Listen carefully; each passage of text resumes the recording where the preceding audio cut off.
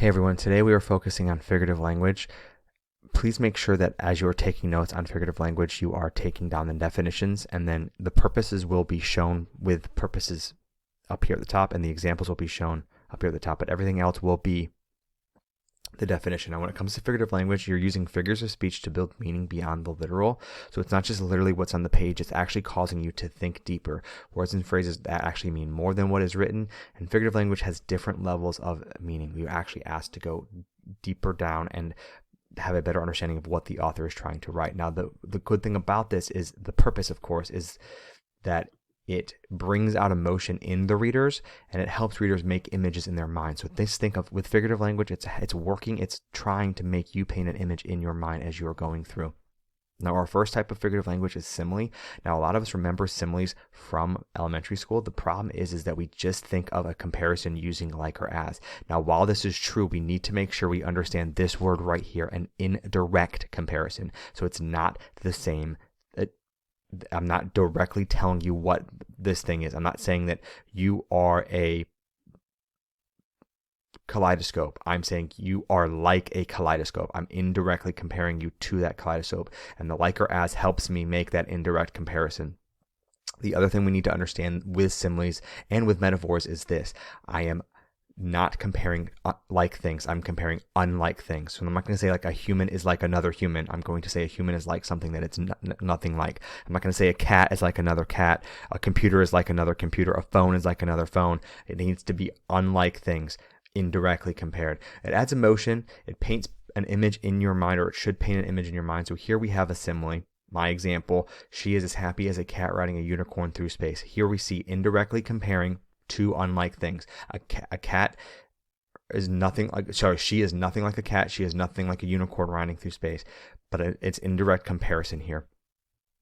And hopefully it's painting a picture in your mind of a cat smiling, riding a unicorn through space, adding the color here to the unicorn to add a little flair to it. But you probably had a picture painted in your mind as well. Now, moving into metaphors. Metaphors are very similar to similes in the fact that they both are making comparisons. The main difference here is that a metaphor is just a direct comparison. So if saying instead of saying she is as happy as a cat riding a unicorn through space, you could just say she is a happy cat riding a unicorn through space. I'm just directly making that comparison.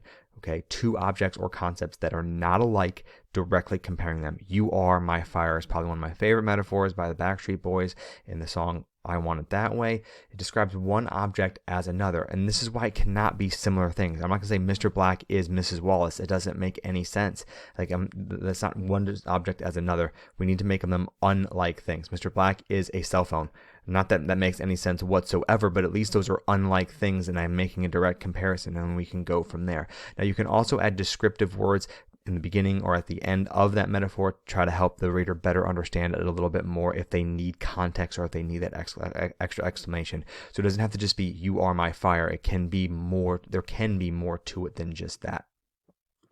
Now, my example of a metaphor: her long hair was a flowing golden river. Unlike things, directly compared. And then if you wanted to make this a simile, you could say her long hair was like a flowing golden river. So see, that's an indirect comparison. I'm not saying it is the golden river, but I'm saying it's like a flowing golden river.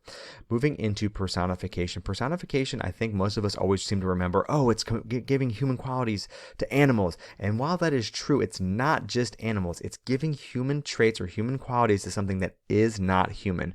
Now, this allows the reader to better connect with and understand the non-human object. Now, some examples here are animals, of course, as we already mentioned, objects, nature, and ideas. Now, where we come into problems with personification is with animals and with ideas. The reason we come into problems with ideas is we don't think that we can personify them. Love, luck, darkness, sickness, death. These are ideas. Animals don't think about death. They don't think about darkness. They don't think about sickness. We think about these things, but you can personify them. Death came for me.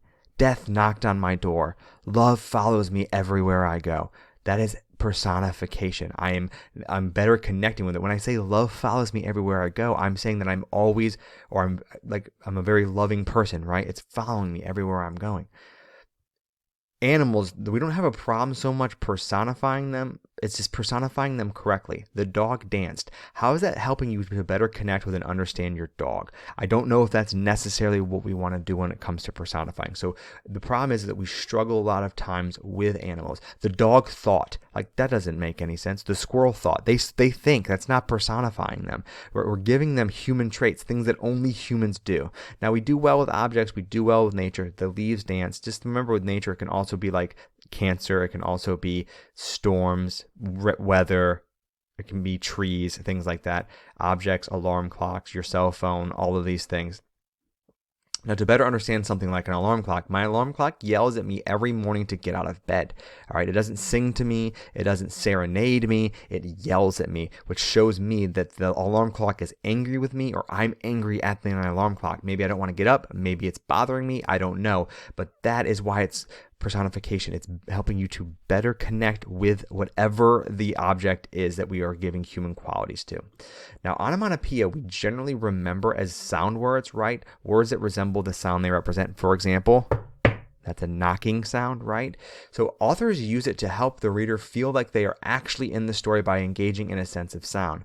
And poetry is also often used to give the poem rhythm and to bring out emotion. Now, with onomatopoeia, things like knocking, banging, slamming, clanging, okay? All of these, as we said, are trying to put us in the place of wherever the author is writing. So the baseball whizzed past my ear, straight into the catcher's mitt for strike 3. This is trying to put you out on the baseball diamond. It's trying to put you into the baseball game and make you think about a baseball flying by your ear and hearing that sound as it flies by.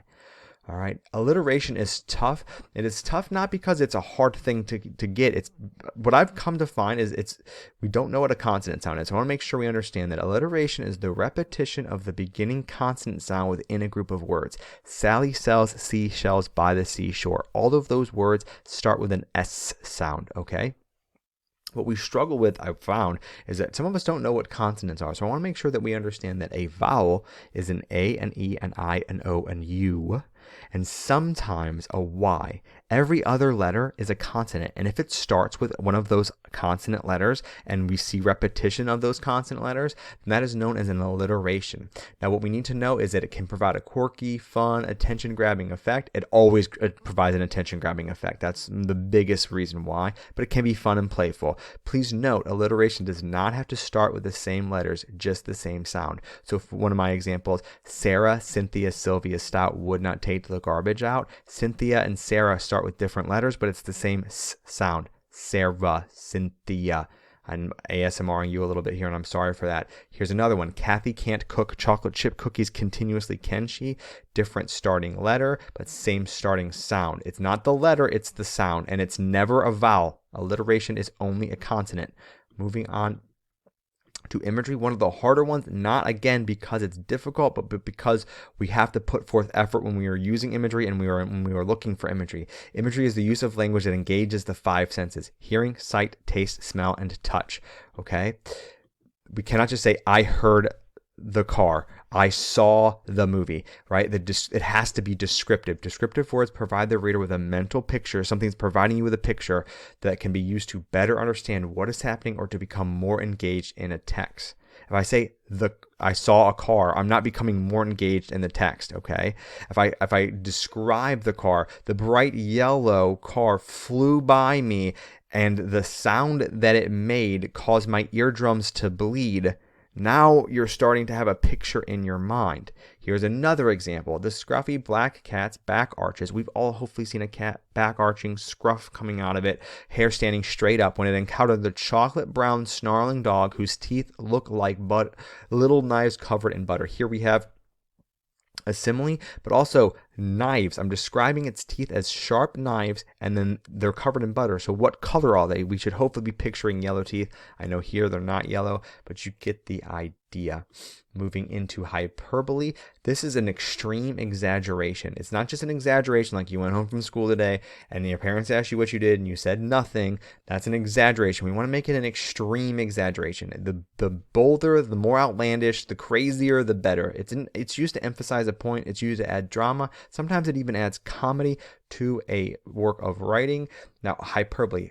finally, on the millionth time he asked her out on a date, she said yes. He felt like the king of the world. I realize there's a typo here and it should say out on a date.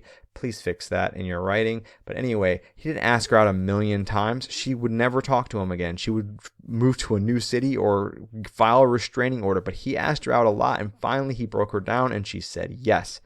All right. Now, our last two are the ones that are the toughest to know, and they are not an SOL issue, but I want us to at least kind of have an idea of what they are. The first is an idiom. Now, idiom is an expression that means something more than the literal definition. So if I have a literal definition of something, like a piece of cake, literally it's a piece of spongy baked good that we put frosting on and we enjoy on our birthday. But if I tell you that that test was a piece of cake, I'm not literally saying it's a piece of cake. I'm saying that the test was easy. If I tell you to break a leg, literally breaking your leg is a very painful thing and your leg is hurt. Figuratively, I'm saying good luck. So idioms are just phrases and words that we use in our language. It's a tool that the user uses to increase engagement and add comedy. If you just looked at the literal meaning, it usually is totally weird, like it's raining cats and dogs. There are so many weird idioms in our language. One that we still know today: if you don't zip your lips, I will zip them for you. This is if you don't be quiet, I will make you be quiet. We have all these in our language. We use all these in our language. We use them and know them without even realizing that we know them. And just when you see them and they seem strange to you, just remember that they are these things called idioms. Our last one is the hardest one. And the reason why it's the hardest one isn't because it's actually difficult. It's because, like inferences, we don't know as much as we need to sometimes. And we don't know when an author might be alluding to something. So the more you know, the more you read, the more you watch, the more that you engage in culture, the better you are at alluding. A brief and indirect reference to a person, place, thing, or idea of historical, cultural, literary, or political significance enables writers or poets to simply simplify complex ideas and emotions, and it is usually just a passing comment that the author expects the reader to pick up on. Greek mythology: if I reference Zeus, if I reference Athena, if I reference anything from Greek mythology, you're expected to know what I am talking about. All right, so here is an example of an allusion. Let's not go there. We'll unlock Pandora's box. The author could go into a long, elaborate explanation of what Pandora's box is and what opening it would entail, or the author can just reference Pandora's box and expect all of us to know that there's all of the evils in the world in this box, and opening it is a bad, bad thing. So real quick, do this quizzes and then do this matching. We then have a mastery check. If there is time, we will work on quests with a partner. Sorry for the length of the video. I honestly wanted it to be longer if I could, but I had to talk really fast. So if you have any questions, as always, just please do not hesitate to ask. Thank you, everybody. Have a good one.